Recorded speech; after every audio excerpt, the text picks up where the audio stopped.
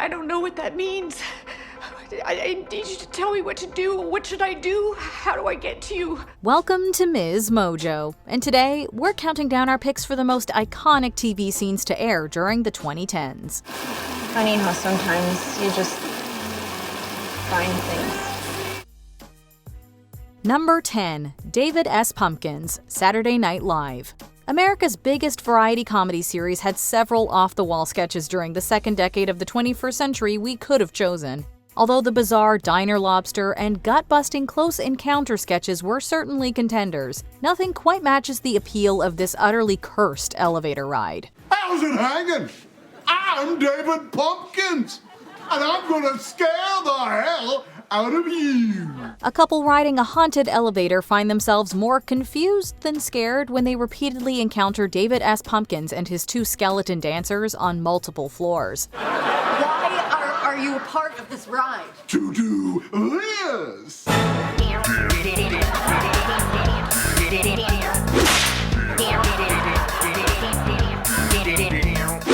He's not a reference or anything. He's his own thing. Tom Hanks is grinning perfection in the role, and the sketch's popularity is as indescribable as the character himself. Any questions? Number 9. America is not the greatest country in the world. The Newsroom. Aaron Sorkin may be best known for his movies and The West Wing, but he's done some good TV in the 2010s too. The debut episode of this news drama came out swinging with this impressive monologue. And with a straight face, you're going to tell students that America is so star-spangled awesome that we're the only ones in the world who have freedom? Canada has freedom. Japan has freedom. The UK, France, Italy, Germany, Spain, Australia, Belgium has freedom. When moderate anchor Will McAvoy is asked what makes the USA the greatest country in the world, he replies that it isn't. After he's pressed, McAvoy goes into a lengthy speech, detailing the ways America lags behind its peers and how the nation no longer lives up to its legacy. We lead the world in only 3 categories: number of incarcerated citizens per capita, number of adults who believe angels are real, and defense spending, where we spend more than the next 26 countries combined, 25 of whom are allies. Now, none of this is the fault of a 20-year-old college student, but you nonetheless are, without a doubt, a member of the worst generation ever. It's wonderfully acted and manages to capture the zeitgeist of Americans' general dissatisfaction with their country during this time. Or any time, to be honest. First step in solving any problem is recognizing there is one. America is not the greatest country in the world anymore.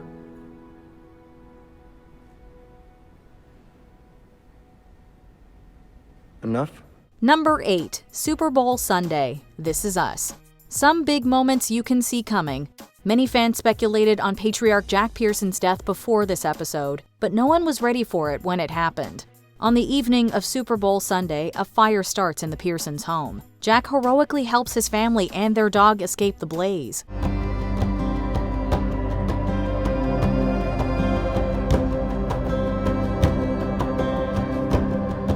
However, when being treated at the hospital for inhaling smoke, Jack suffers a fatal heart attack. One of the complications of smoke inhalation is that it puts a terrible stress on the lungs and therefore the heart. Your husband went into cardiac arrest. It was catastrophic, and I'm afraid we've lost him. And sure, a broken crockpot being the cause of the fire did feel a little dumb, but it's a little hard to nitpick when watching his wife Rebecca's heartbreak.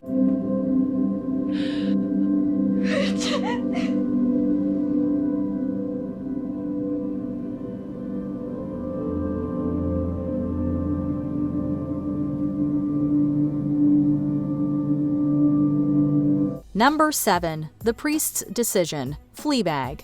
The eponymous Fleabag rarely has her life together, yet her unlikely romance with the equally unnamed hot priest helps her come out of her shell.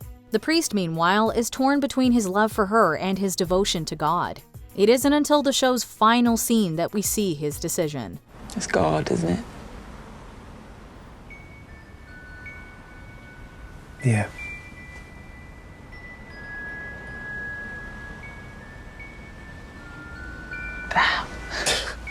Despite both of them declaring their love for each other, the priest still chooses his faith.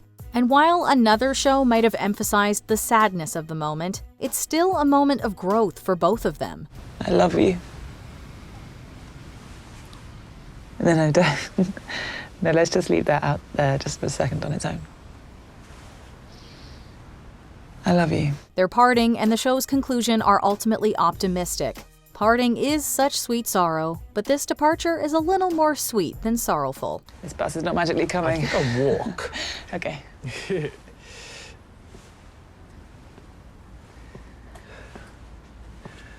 See you Sunday? I'm joking, you're never ever allowed in my church again.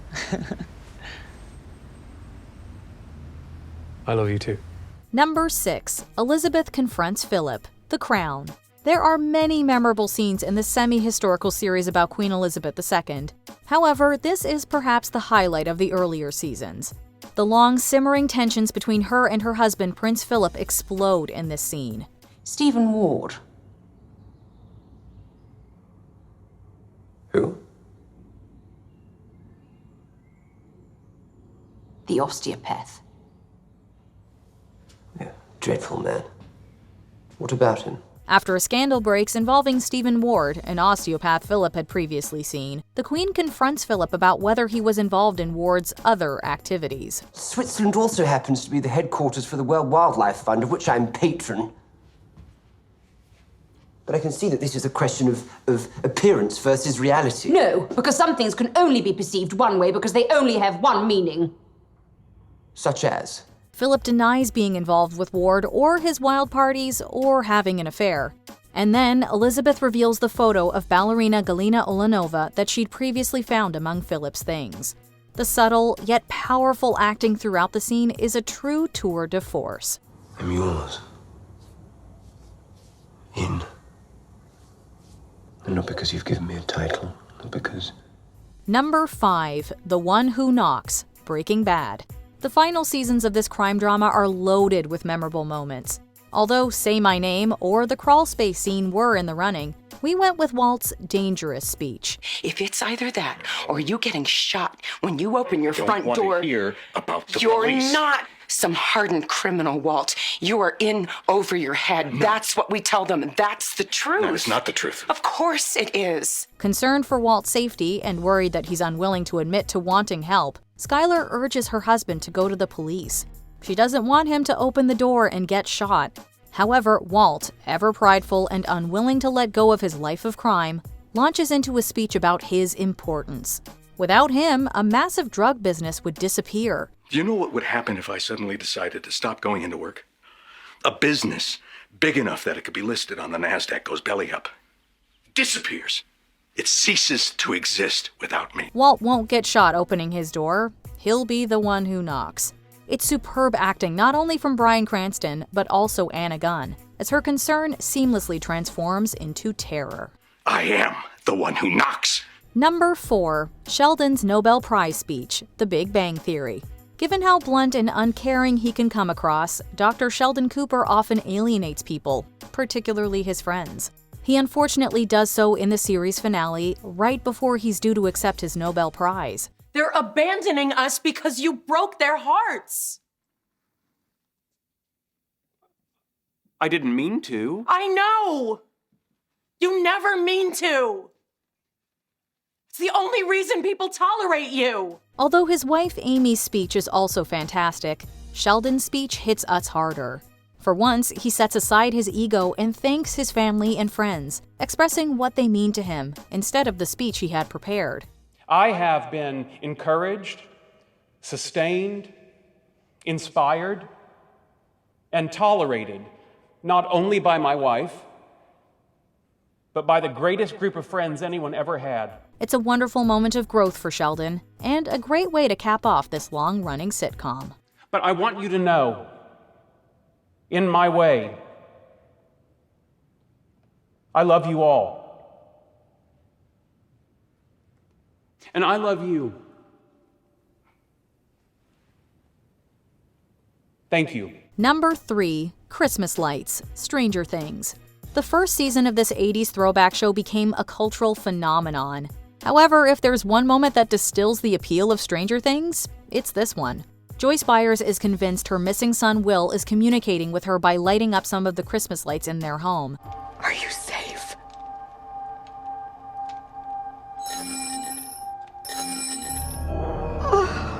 When yes and no aren't enough, she rigs up some lights on the wall corresponding next to letters she's drawn. While their communication works well at first, Will's message turns dire when he tells her to run as the lights begin flickering and a monster rips its way out of the wall. How do I find you? What should I do?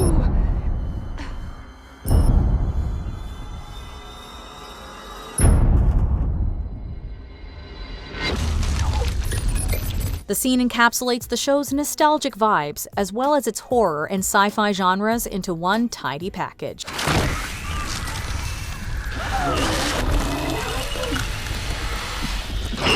Number 2. Ted Meets the Mother, How I Met Your Mother.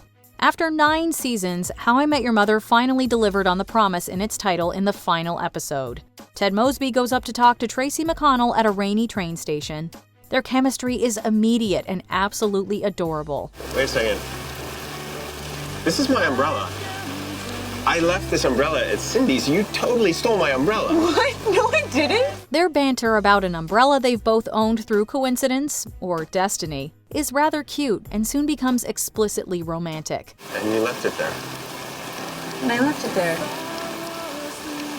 You never thought you'd see it again. And I never thought I'd see it again. While some other parts of the finale proved controversial, this scene is, much like Ted and Tracy together, utterly perfect. Our only complaint is that we didn't get to see more of their relationship. And that, kids, is How I Met Your Mother. Before we unveil our top pick, here are a few honorable mentions. Matthew's death, Downton Abbey. That's how you kill your leading man.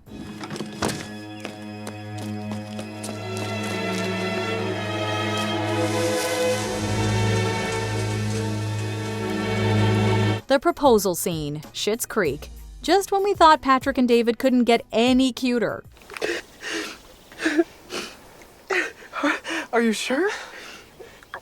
Easiest decision of my life.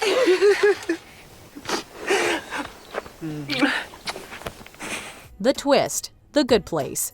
Oh, so the title is ironic. This is the bad place.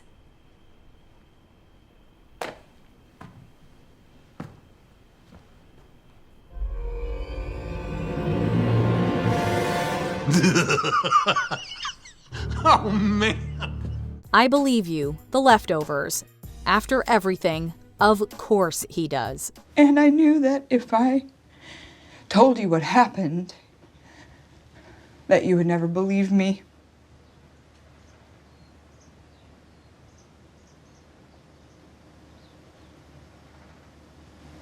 I believe you. Negan Takes Some Swings, The Walking Dead. 2 major character deaths that left us shook. I need you to know me. So, back to it.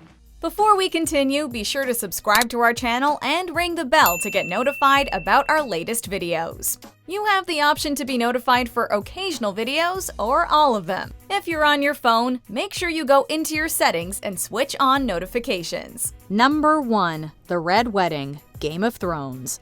If there's one show that ruled pop culture in the 2010s, it was Game of Thrones. And its most discussed scene is easily this one. At his uncle's wedding, the young king in the north, Robb Stark, his pregnant wife Talisa, and mother Catelyn are all enjoying the festivities.